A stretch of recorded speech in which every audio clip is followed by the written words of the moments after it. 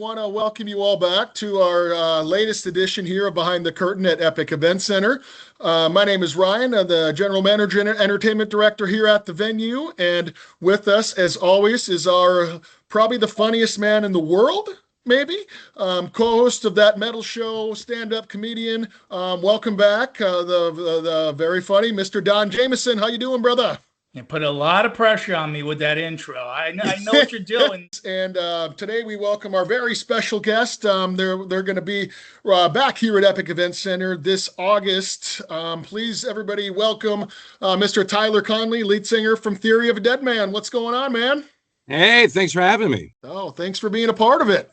August 16th, it is going to get hot in Green Bay, Wisconsin. And that's not an easy thing to do because it's cold about 11 and a half months a year there. So, but August 16th, it doesn't matter if it's snow. It's going to be hot inside the Epic Event Center for Theory of a Deadman, Sevendust, and Return to Dust. So it's a double Dust Theory show at the Epic Event Center. You know, I ask people this question a lot, and I want to ask you, because when I was younger, there was none of these meet and greets or any of this stuff. I would have never known how to meet somebody in a band that I worshipped. So for a young Tyler, you know, pre-Theory of a Deadman, who would you have paid to have a meet and greet with?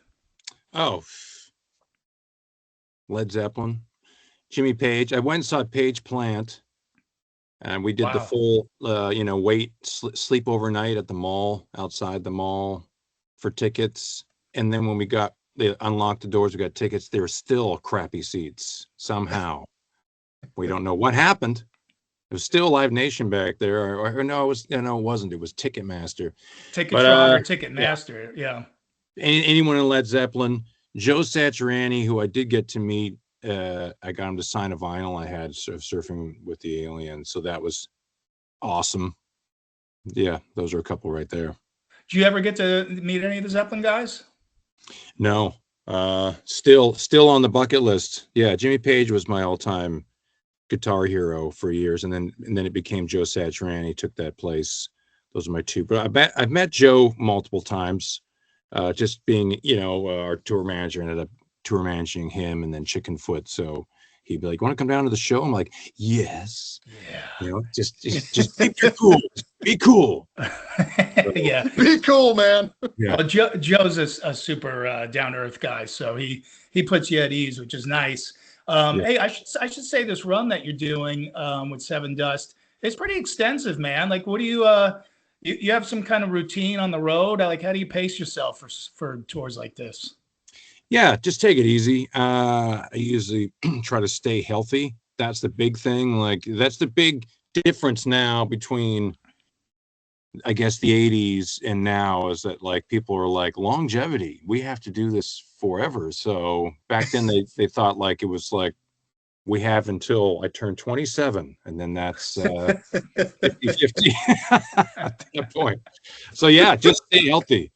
Like our boss says, clean living. There's a lot of booze, but I try not to get into too much of that during the tour. So that's how you do it. But I will say, it doesn't matter how long the tour is, you do hit a wall. Like in a marathon, they talk about the wall, and there is a wall where you get to the point where you start like everything is annoying. It's like kind of like just everything, every sound, everybody, and then you just cannot wait to get home. And that's around the 4 to 5 week period. You just like, that's it, I need to leave. Or I'm going to murder the bus driver. Yeah, exactly. And the reason I ask you also is because the new single Winnebago Lay Low really sort of talks about the regrets of drinking too much. Was that one particular incident in your life, or is that a combination of a lot? Oh, it's tons. There was an interesting night years ago. Living in LA, they had a thing here called Metal School. I don't know if you've ever heard of that. So we went to, and there was a bunch of us. There was like, I remember Hinder was in town, and Avril Lavigne. So all of us went to see Metal School, and we went and got sushi before, and then we went and watched Metal School, and I think Avril got up on stage and was singing a song. It's Steel Panthers Metal School. Yep. who I'm good friends with Darren now. So it's interesting. I told him that story. He's like, no way. But by the end of the show, all of us were so hammered, and one of us was puking in a bag in the taxi on the way home. And I got home, but I managed to just throw up a full unchewed shiitake mushroom, and that was it. So like, and it became years the joke about the shiitake mushroom, and that was just so that was like one of the things embedded in my mind of like, I don't ever want to do this ever again. What a rough, it was fun, but man, what a rough couple of days afterwards. Yeah, and Tyler will be signing that shiitake mushroom at the meet and greet. You can buy that with 1,500 Theory credits. Deadman. Yeah, that's Gene Simmons would sell it. I mean, let's sure be would. honest.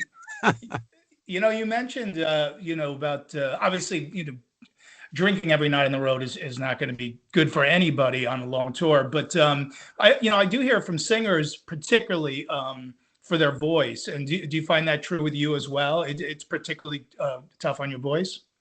Yeah, it's terrible. I'll have like a whiskey and a day off. But yeah, it's hydration. And I had this conversation with a singer. I won't say who it was, but it was years ago. We were doing this tour, and the singer of the band was losing his voice quite a bit. And he noticed that I never lose my voice. And he asked me, he's like, what's your secret? What do you do? And I'm like, you really want to know? He's like, yeah. I'm like, I only put in like 50%. And he's like, and he thought that was the most insulting thing. And he went and talked to my guitar player, Dave, and he's like, I don't know about your singer, man. So why? He's like, he's only putting in 50%. And I'm like, how are you going to sing every night for 6 weeks if you're belting full on? You can't do it. You can't. It's a completely different animal. And it's the truth. It sounds lame, but when I sing, I'm just trying to hit the note. I'm not trying to scream. You can't do it. At my age, you will blow your voice out in 3 days, and you're like, now what? So that's it. That's my trick. It's just lay back, relax, and sing like just relax. Yeah, that's it. I love that it's not going to come back to you, dude. Your singer's he's crazy, man. Yeah, he didn't like me. He's like, I don't know you're a singer, man. I said, why? He's no good. He's no good. 50%. What an idiot. I'm like, I'll blow my voice. Well, Stuart Copeland from the Police, I saw in an interview recently, said basically, the same thing with playing drums for him is, I try to play at 50% or somewhere in that range, because otherwise, he goes, I'm 71 now, and I feel fine. I have a few aches and pains, but you just can't bash away nonstop. It's not good for anything. And the voice, as you know, Tyler, is you can buy new drums. You can't buy a new voice. No, and honestly, like our sound guy would tell us, is like, I have 100,000 watts. Just I can do this. Just you don't need to hammer stuff. I have microphones, and let us do the work. You just it's true. It's totally true. What about you do any kind of warm ups, cool downs, any of that kind of stuff? What's your method to your madness? We had this opening band once, and they're about to go on stage, and I went into the dressing room, and they had cups, like red Solo cups full of gummy bears, and they're boiling water. And I'm like, the fuck are you guys doing? He's like, oh no, it's this thing. It's like, it's gummy bears. They I'm like, no, dude, what? It's such a myth. Such a myth. I'm like, no. And they all had even the drummer was doing it. They had all 4 cups. And I'm like, yeah, so-and-so taught us this trick. And I went and looked, and I took the gummy bears, and I'm like, sugar. There's nothing in it that would coat, because I know they're thinking of glycerin. I know what it is. It's glycerin. So there is stuff you can buy that has like glycerin in it. It's like these little lozenges. But the big thing, it sounds really nerdy, but like, I learned about your voice and this thing called the cricothyroid. It's like this big cartilage right here. As you get older, it gets like stiff like a bone. And that's why you lose all of your range, is because it won't move anymore. So you can't actually get high range. So you heat it up. So I got one of these things, and it's just one of those like Vicks vapor something. Yeah. And you blow in, and it'll warm this all up, and it'll loosen up that cricothyroid. So that's the trick. I know lots of other people do it, but just heat. You just breathe in steam for like 10 minutes, and man, it's like it does 90% of all the work. You don't have to do a lot of. I don't do a lot of warm up. You don't need it. Yeah, you might be able to give 25% on this tour with that thing. With this, it's gonna put my name on it. I'm selling this also for 3,000 Deadman credits. And you know, about a month into the tour, you using that machine is going to really aggravate somebody else in your band. Oh yeah, they're going to take it. 100%. We mentioned the new single, which is out now, and the video. I want to get your feelings on making videos these days, but I want you to talk a little bit about the EP as well. That's coming out in September. Yeah. The video was fun. We did it in Nashville. It was kind of a combo photo shoot / video. We try to like do it all in as little time as possible. And it was fun. It's just like a bar brawl happening all around us, and somehow we get in the middle of it. And yeah, the EP's coming out, 6 songs coming out in September 4th, I think. And then we'll have EP part 2 coming out, I think, as quickly as possible, early next year. But we're going in July to record that. So it'll be a busy next 6 months. It'll be busy, but yeah, we're looking forward to it. I'm excited for people to get something. And it's interesting making albums. People ask us, like, well, you want to make EPs or albums? And I'm like, honestly, EPs. And I'll tell you why, is because when you make an album, you write like 12, 15 songs or something, and really only 2 or 3 are good. We all know that. The rest are shit. So we're in there like spending all this time recording like album tracks, or like, oh, let's do a secret song, and it's all costing us money. So nowadays, how everything has changed, there's just not a lot of money anymore. It's like now we can go in and just actually handpick the songs we want, that actually we can steer things in different kind of directions and sound and stuff. So it's way better. Now we can give something we think all 6 of these are really good songs, not one, and the rest are just like, yeah, skips. So no offense to ourselves. You know who suffers the worst? The Japanese. They don't get that bonus track anymore. That's who I feel bad for. Dude, the imports. When we were kids growing up, like I would go into the record store, and they would have the Japanese import or whatever, and be like, no way, they got something or other live. Absolutely. Yeah. And it was like $30 or something, and someone would buy it. You gotta have it. Yep. Someone's dumb enough to buy a $30 tape cassette. Yeah. Or vinyl. Which ain't no more. Yeah. It was somebody. Yeah. Mr. Bungle in Venezuela. Yeah. They only played it once ever. Yeah. Ever. I got $39.99. I'm buying it. Yeah, exactly. You live in Nashville? No, I'm in LA. We do Nashville because it's kind of like we tend to rehearse there. One of our guitar player lives not far from there. He drives in, so it's just it's just a better hub, I think, for everyone flying in. And LA is so expensive, so. Yeah, Nashville's become, LA East over the last 10 years. Yeah, it's last time I was there, like once you go there a few times, you're kind of like, yeah, okay, all right, it's cool, I'm done. The kind of thing, like you see at 10 in the morning, you see the flatbed truck with the bachelorette party, like going by, and there's like a hot tub, and it's like 10 a.m.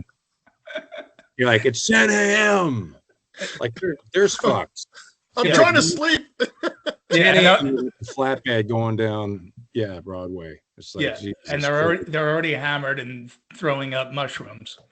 Yeah, and they're already got shiitake mushrooms floating in those hot tubs. Just imagine, or the ones where they make you exercise while you drink beer on the big thing where you're pedaling. The bikes. Yeah, there's no way.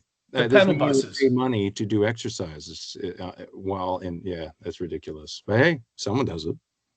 Yeah, that's big business in Nashville. Yeah, it is. So you're in LA, but you're originally Canadian, or you still are Canadian. Yep. Let's say, because I wanted to, maybe this is throwing a curveball into the mix, but I had to ask about what you felt about this Rush reunion. Awesome.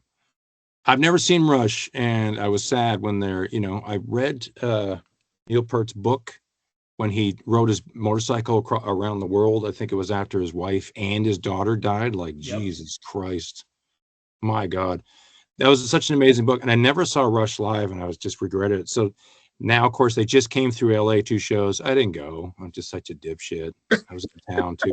But yeah, Rush, amazing. And the drummer is pulling it off. They've added another player. They're doing it right. Like, they're doing it right. Like, I think everyone is just so happy to see someone like playing the parts. Because at first when they got together, I was like, what? How are you going to replace Neil? Well, you're not replacing. He's not being replaced. It's just the other two are also comparable. they're also amazing players. I remember the first show we ever played in Toronto. It's one of the guys from Rush came to our show and we're like, no shit, he's here. Holy fuck. It was pretty awesome. But yeah. By the way, yeah, no, I think it's cool. Yeah, I haven't seen it. No, well, Long story short, I don't have any follow up to say yes, I went and everything's good, but the internet tells us so. So it must be true that Right. She's fitting in well, and it looks like the set lists are unbelievable. They're playing full albums and they're changing it up every night. So, and most of all, if you could still do it, why not? I never believe a band's on a farewell tour anyway. So what's the difference? If you can still go out and kill it, why not? yeah, I mean, our crew was just out with Triumph. Yeah. And same thing, Oh, they're yeah. killing it. And they have a couple of our friends out with them. They got Phil X, who I know, and then Todd Kearns and Brent Fitz. The same thing. They did it right. They're bringing in people to kind of like, and it's just all the shows are selling out. It's amazing. So it's another kind of big Canadian band. Yeah, and all those three guys are awesome dudes and players as well. And I should mention once again, remind people that August 16th, it's Theory of a Deadman's farewell tour coming to the Epic Event Center with Sevendust and Return to Dust. You guys have been able to play with a pretty wide variety of bands over the years. Has there been any sort of like weirdo combinations where even you went, I don't know if this really fits? Yeah, I mean, okay, I'll tell this story. So we were supposed to do this Goo Goo Dolls tour earlier this year, and I don't know the band at all. I'm really good friends with their agent, and everything was done. And a week before tickets went on sale, we just got a phone call from our agent, and I was playing golf. I'm like, this isn't good. So I'm like, hello, is it bad news? The band has kicked us off the tour for no reason given. I'm like, oh, so I'm like, can I have the singer's number? I'll call him. And like, is there something they're worried about? Like, no reason given. Nope, nothing. They don't want to talk. They don't, nothing. They're not done. It's over. And we're like, all right. So I thought that was a one kind of weird one. I'm like, Goo Goo Dolls. All right. You think that's going to be good? They're like, oh yeah. So they replaced us with Dashboard Confessional. And, we were upset, but at the end of the day, it's like, this stuff happens all the time. I have a feeling they probably didn't do their due diligence of maybe checking out who we were. Mm-hmm. And maybe some of the band went and found Bad Girlfriend or something. It was like, Jesus Christ. Yeah, because we've done other tours where we had to sign stuff saying we would not swear between songs, or we get fined like $2,500 we've done that before where people were so afraid. We did this like corporate show for Fastenal. You ever heard of Fastenal? They do like schools. And it was in Florida. And I guess the owner of the company was like, I don't know, pick whoever you want. So the lady that was running it, she loved us. She was like, I want Theory of a Deadman. I love Theory of a Deadman. So we're like, okay. So we go down there and we're walking on stage. In there's in. And she goes, oh my God, stop. I've made a huge mistake. I'm going to get fired if you guys go on stage. We're like, what? So she said, like, can you not swear at all the whole show, and we're like, oh my God, do you not know? No fucking way. So I said yes. It was so hard for me to not swear in song. It's so hard. But we pulled it off. And it's a corporate gig, so Wow. people are just standing around like with drinks. And then after the show, she came up, just like, oh my God, what was I worried about? That was amazing. It was so much fun.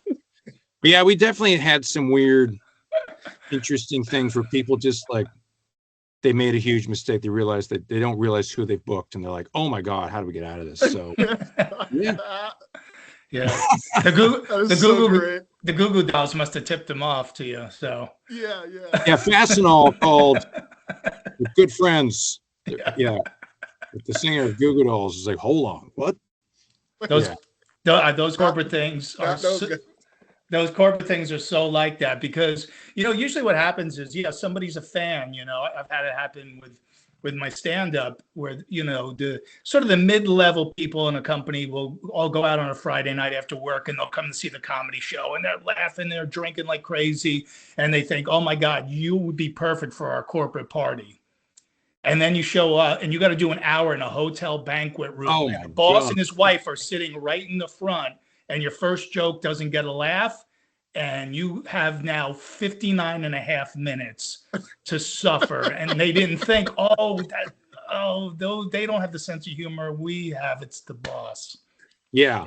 Well, that's why, you would know. That's why they put like the best comedians in the middle of the night. They don't put them at the end because people they peak. They only got so many laughs. You just start doing crowd work, right? You just start looking right at the owner and be like, oh, I don't know. Just start having a panic attack. I could never do stand-up, man. That's I know. amazing. I love stand-up though. I love it. To go see it. You got any favorites out there these days?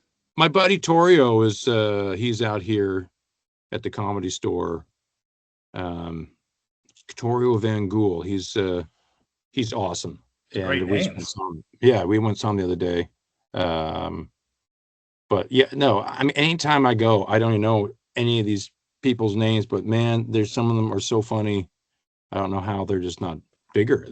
I'm sitting there laughing. I'm like, this is the funniest guy I've ever met. And then I've never, it's tough market, I guess. I don't know. It's just some funny peeps. Yeah. And then the next person comes on, you're like, oh, that's the funniest person I've ever seen. Yeah. There's a lot of great comics out there. And I suspect, because you obviously have a great sense of humor, that you're the one in charge of the end of the tour prank to play.